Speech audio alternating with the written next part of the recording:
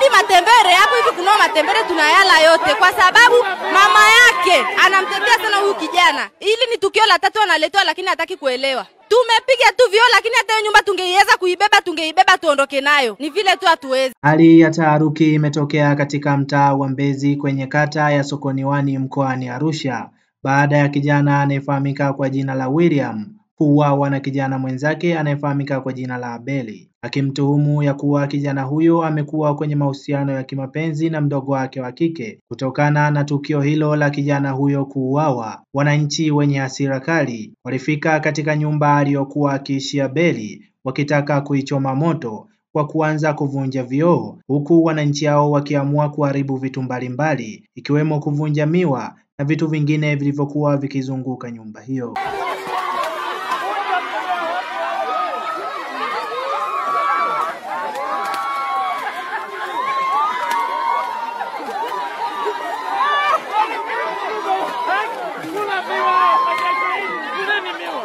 Mmekuja kufanya nini hapo?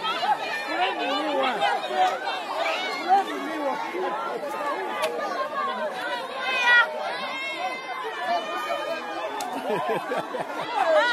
Kula miwa.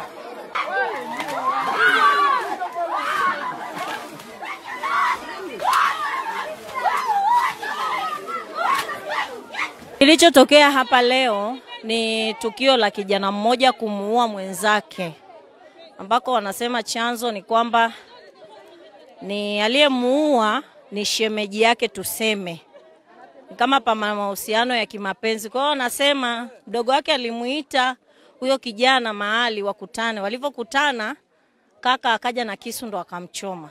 Kwa hiyo anamtuhumu kwamba anatembea na mdogo wake ndo akamchoma kisu hadi kupelekea umauti. Na hivi unavyoona ni wananchi wamefika hapa kwa ajili ya uchungu kama kijana wao. Na aliyeuliwa, ukija ukiangalia, aliyeuliwa ametoka kata ya Sokoniwani, aliyeua ametoka kata ya Mlimani. Kwa hapa tumechanganikana Sinoni. Tumechanganikana wa Mlimani, wa Sinoni pamoja na Sokoniwani. Inauma kwa kiuhalisia, inauma kama mzazi.